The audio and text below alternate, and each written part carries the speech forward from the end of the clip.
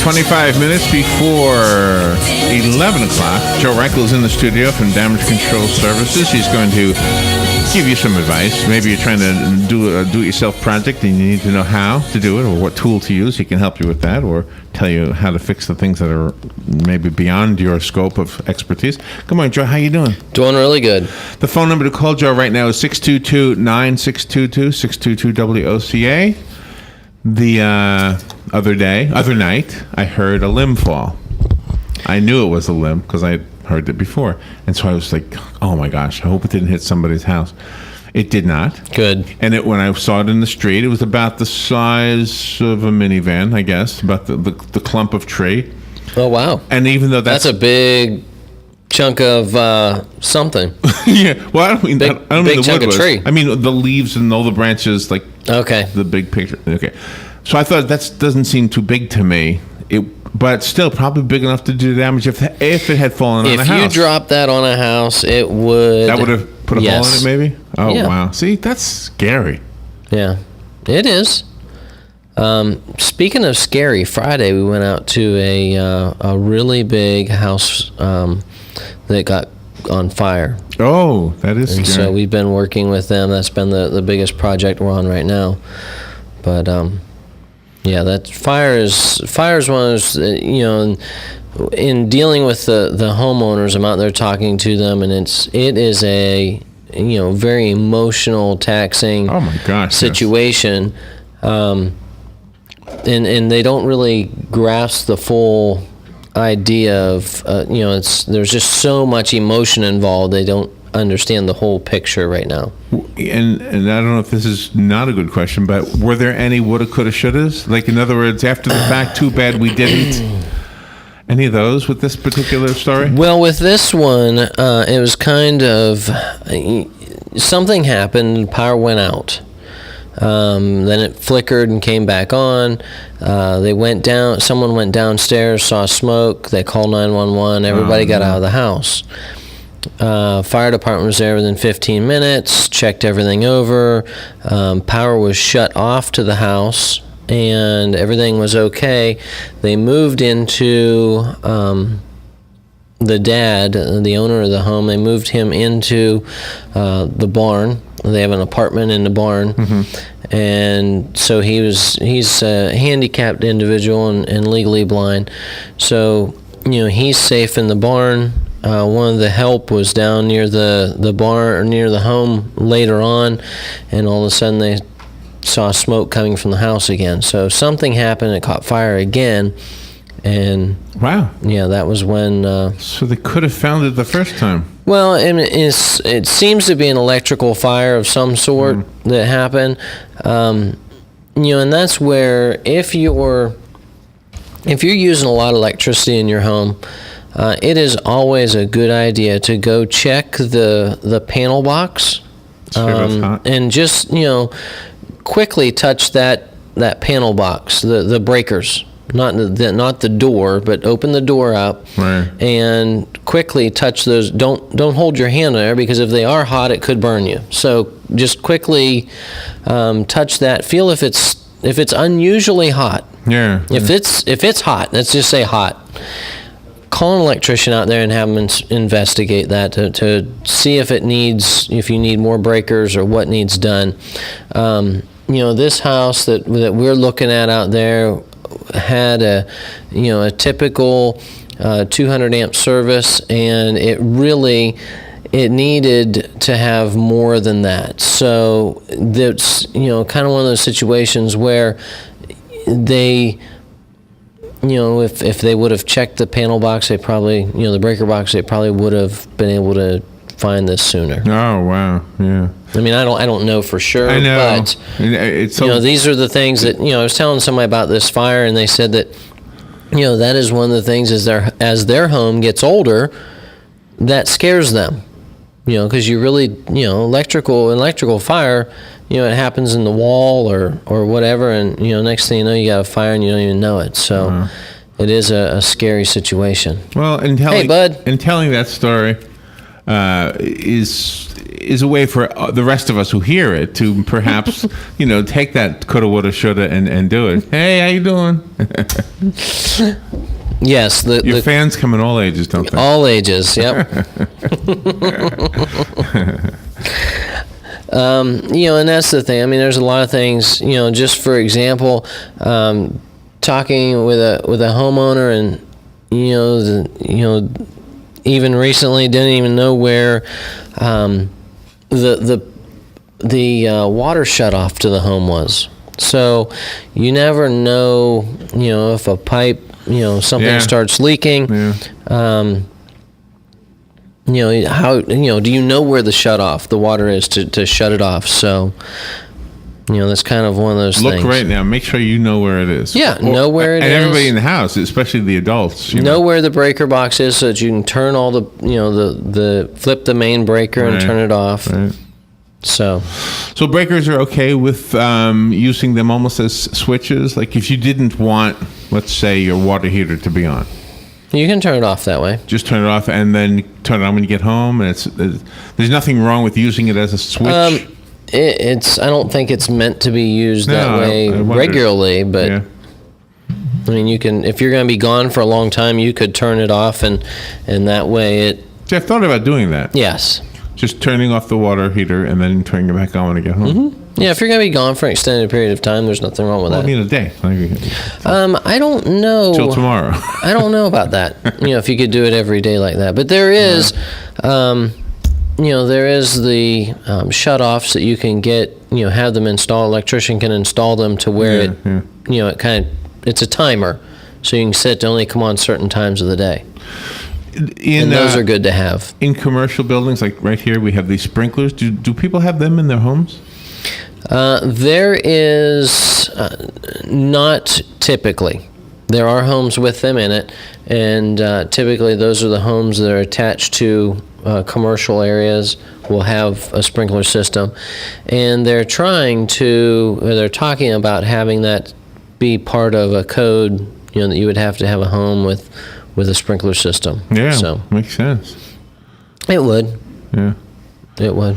I mean, you're still going to have some damage, and then once that goes off, you'll have water damage. So, which is worse?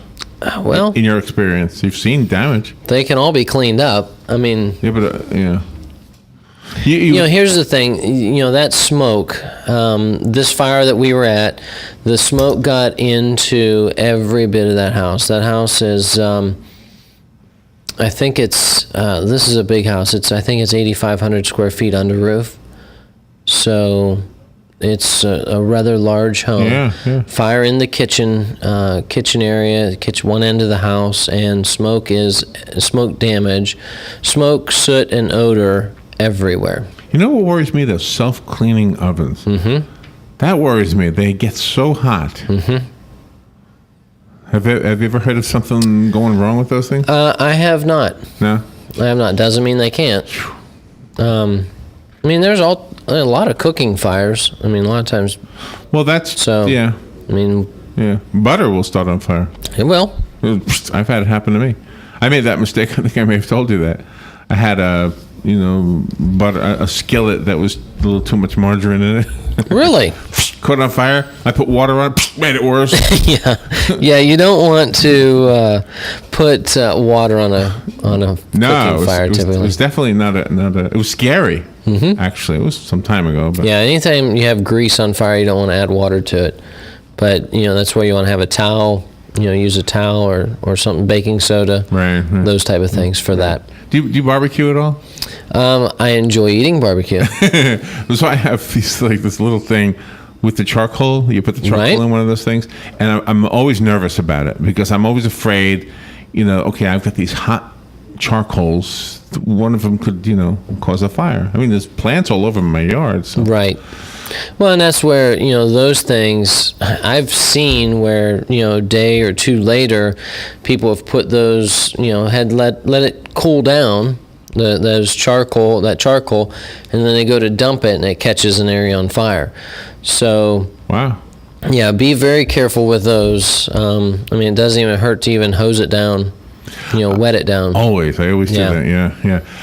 We're up against the break, I think. It looks like Dan's doing something in there. But we'll be right back with Joe Reichel. If you have a question about, maybe if you got a repair job, maybe something's leaking, maybe you want to do take some preventive measures so something doesn't break or catch on fire.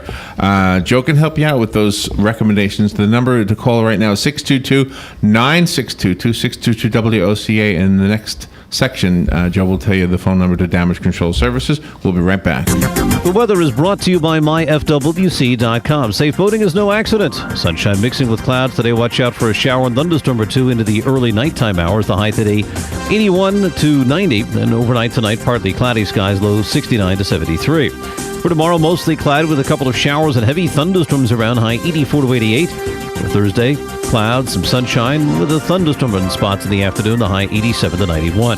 From the Florida Weather Center, I'm Joe Lundberg. This weather forecast brought to you by Tri-County Generators, 1-800-622-1957. Don't get caught with your power down. Call Tri-County Generators now, 1-800-622-1957.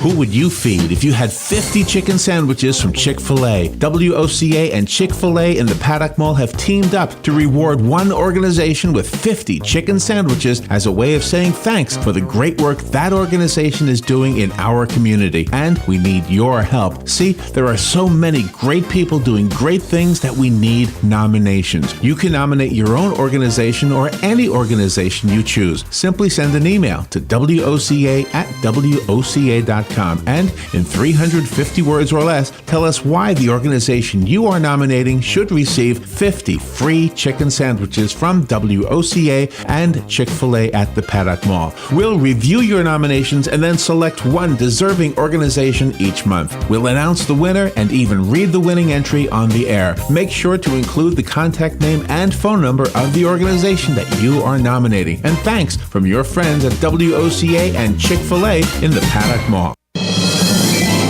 Veterans are the foundation upon which our freedom is built. Listen to The Source, WOCA, each Thursday at 9 a.m. to Veterans News with Hank Whittier from Vets Helping Vets. You'll hear tributes, information on veterans issues, and stories that will make you laugh, cry, and feel proud. Veterans News always focuses on the military, past and present, and on our first responders. Veterans News is brought to you each week by Bob Wine's Camellia Gardens and Nursery, keeping you blooming since 1952. All right, 13 minutes before 11 o'clock. Let's return to Joe Reichel and Damage Control. Remember, your phone calls are an important part of this show. You benefit, and so do we, by listening in to the answer that Joe gives. The number is 622-9622-622-WOCA. Yeah, I don't have too many carpentry type tools. I have a hammer. Okay, hammers are good. It's always, here's the things. If you're going to have a home, you're going to want to have a hammer because you might want to hang a picture. Right. So you want to have a few little nails or something like that. And I always like to use the picture hangers. Those are the best things to use because well, the way they're designed for hanging a picture on, and a special hook on it, and it'll stay in the drywall nicely. So if you just stick a nail in the drywall, unless you're getting it into a stud, you don't necessarily know if it's going to stay there. I have a question for you that is probably a simple one for you. Okay. Okay, so this family moved out of an apartment, and the landlord said they cleaned it up nice, but they did a terrible mistake. They filled up all the holes where the pictures had been, and now there's these large plaster marks, right, where they kind of put a big of like a mark of plaster. So what could they have done that would have been better than that? Used a smaller trowel. Just a smaller? Mm-hmm. Yeah. Yeah, if you use, and that's why they make those trowels. You can get a trowel, anything, a putty knife is what they call it, a trowel. You can get them as small as 3/4 of an inch wide up to 16 inches.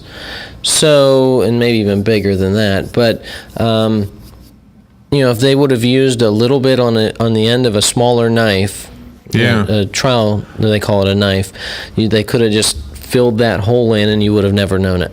Okay. Now, and somebody said you could use toothpaste. Is that a stupid idea? No, people do use toothpaste for it. Does toothpaste dry like like? It will harden. Really? I mean, if you just have a small amount of nail holes, there's nothing wrong with that. If you're dealing with some bigger holes, you don't want to use toothpaste for that. But Bigger, like the size of a pencil, you mean? yeah, It would be. yeah, where they might have had a wall anchor, something like that in there, Okay, and all right. they call them a molly or a wall anchor that will expand when you put a screw into it to hold it tight in a drywall. When you take that out, it'll leave a bigger hole. Yeah, one of the things we talked about a few weeks ago that stimulated some calls was the fact that there's lots of little repair jobs around the house, and which is no big deal if you're living there because you kind of learn to live with it. But when you go to sell the house, that's when you say, "Oh my gosh, I got to fix this and that and the other thing." Would you ever take a job where somebody's calling you up for lots of little detailed things? Yes, I mean, we do stuff like that all the time, and on the converse side of that, the opposite side, we're looking at a home right now that a guy's wanting to buy, and this thing it has been sitting vacant for an extended period of time. The previous either renter or owner or someone came in there and gutted the home pretty much. They took everything metal out of the home. They took the air conditioners. They took the water heaters, and just there's a lot of damage that was left behind. I mean, this is an extensive job, and this is something that we're working with them to fix it as well. So, I mean, we're doing projects that are a couple $100 up to several $100,000. Can you make somebody's space more efficient? Have you ever seen these? This is nice. These Look how jobs? friendly they are, walking together. One's wearing Seminoles and one's wearing a Gator shirt. You know when you see this like in magazines, like these do-it-yourself home projects to make your space more efficient, Right. And they put like drawers in stairwells and things like that. Yep. That sounds like a good idea sometimes. It's a great idea. Especially if you have a need for more space. it's using the space that you have. So anytime you have a large space or space available, you want to use it. Whether that's in your closet, because there's all kinds of things that homeowners can do in a closet to upgrade that closet and give you more usable space in there, rather than just the closet rod or whatever. Yeah. So if you have a nice walk-in closet, there's a lot of stuff that you can do inside of there to make it, as far as shoe racks and dresser drawers and things like that for storage. Yeah, it's amazing with somebody who knows how to. There's a name for the person who does that. I can't remember what they call it. Interior designer. Maybe A decorator? A decorator. Oh gosh, A smarty pants. Like when you're going to buy a house or sell a house rather. There's a person who comes in and moves the furniture around and. A mover. Interior designer. I can't remember what they call them now, but anyway, we actually had a lady who used to advertise on the station, and she called herself something. A decorator. Yeah, it was kind of what she did, but she had a different name for herself. Well, I mean, anytime you work with someone like that, they can help with the decorating ideas. They can help with, using the space up, to the best of the ability. I mean, an interior designer that we've worked with, she has great ideas for, just moving things around and opening it up. I think you have a phone call. Good morning. You're on there with Joe. Hey, Larry, was the word you were looking for a stager? A stager, yes. Yeah, have you ever heard of that? I have not. Person who stages the home, yeah. Stager. But they do have these great people now who are like these organizational technicians and engineers, and yeah, it's like Joe said, it's amazing what you can do now in a closet so that you could fit like tons more stuff. So it's great. Thanks, Joe. You're welcome. Thank you for the call. Bye. Thanks for helping us out with that. Stager, yeah, that is what she called herself, yeah. I've heard of stage hands. Yeah, well, they help the stager. Right. The stage hands. I just want to get stuff. I just want to get rid of stuff. I don't want to have more places for stuff. Well, and that, there's nothing wrong with that as long as you've got, a home that has room, is a good working layout and works good for you.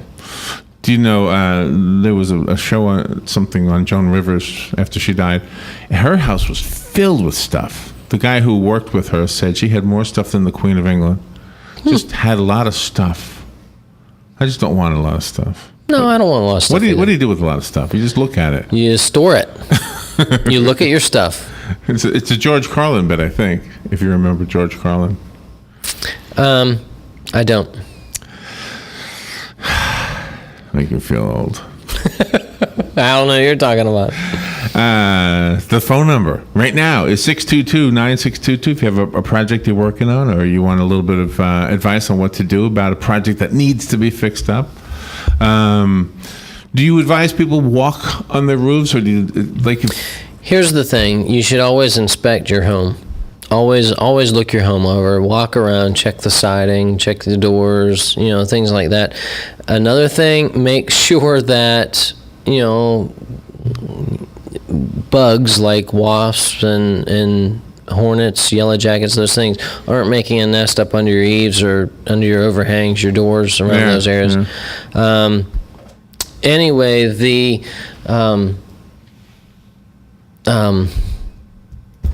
what was I saying? Where was I going with this? Yes, if a homeowner can walk on the roof, to looking for damage. If you can get on the roof and inspect, do it. Hello, sir. How you doing? If you can get on your roof, do it. Look it over. If you're not able to, if you're not competent enough to be able to do this, get someone who can. Someone who can, just inspect that for you every once in a while. A couple weeks ago, I was up on Joe Martone's roof and looking it over, and the roof's in great shape, but there was lots of areas where nails had been left exposed. They're not under the shingle above them. Oh, really? And that's just workmanship, poor workmanship. Okay. So the person is there nailing off. They're typically working so fast that they will shoot it below where the nailing line is on the shingle, and instead of going back and pulling that, they just left it. Was it causing a problem? Not yet. No, but it could, yeah, because that nail's exposed. Like your nails aren't supposed. Yes, your nails aren't. You're not supposed to see a nail head on your roof. I never knew that. Yeah, those are all covered by the next shingle above them. Got it. Okay. That's what holds everything down. And you put tar on the nail? Yeah, there's any type of. I didn't use tar, but yeah. Or some kind of sealant. Yeah, so use a siliconized sealant. And so in looking for like a soft spot on your roof, obviously you're risking stepping on it. Yeah, and you're typically not going to have any soft spots on the roof. If you have soft spots on the roof, it's caused from, you're going to see evidence of that in the home, and that would be, and you'll see you'll see the drywall will have ceiling up on the ceiling of the drywall will have water stains and things like that. Oh, that's true. Yeah, it'll be coming through if you're getting it for if you're having a wet spot, unless it's down on the edge, on the overhang, you may not have a problem, but you probably won't be walking right on the edge. Yeah, it's just dangerous. I always think when I see people trying to do their own roof work or their own roof inspections, I always think, why wouldn't you get somebody who knows what they're doing? Right. So, do you ever participate in the inspection part of those things? We've worked with home inspectors. Last week was with 2 of them on projects that they're inspecting for. So, just to help them through and look at what can be changed or what needed, some work that needed done. Well, I guess if you're fixing it up, putting in a new kitchen or taking down a wall, putting in a door, we could call you. And of course, if there's a damage to the home, you can help us out with that as well. Right. So before we run out of time, what's your phone number? My phone number is 352-817-6574, or you can email me at joe@damageflorida.com. And if you want to get on our weekly blog email list, email me, joe@damageflorida.com, and I can add you to that. All right. What's your topic this week? I'm not sure yet. Okay. It'll be coming out Thursday, though. All right. I'll have to sign up for it. You should. It comes to me automatically? Automatically every Thursday. It's a lot like the radio show. A lot of helpful, tips, how to, and how to prevent and what to do. All right. Type thing. Thank you, Joe, as always. Thank you. You have a great week. Thank you, Larry. We'll be right back. This is The Source, WOCA Ocala.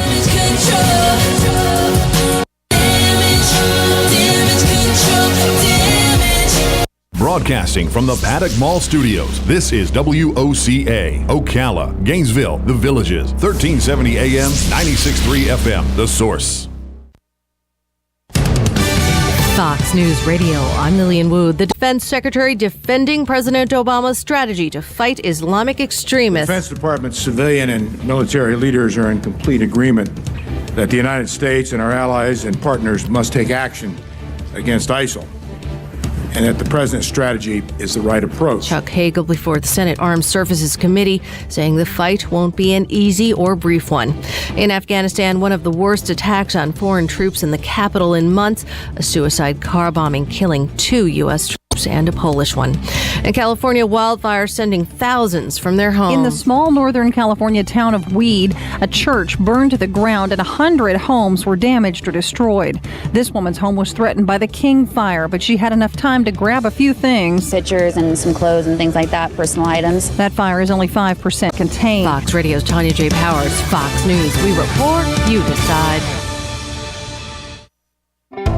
At the Home Depot, buy one or more pallets of GAF Royal Sovereign 3-tab shingles and save up to 20%. Let's raise the roof, but lower the cost with bulk pricing on GAF, America's #1 shingle, featuring advanced protection technology.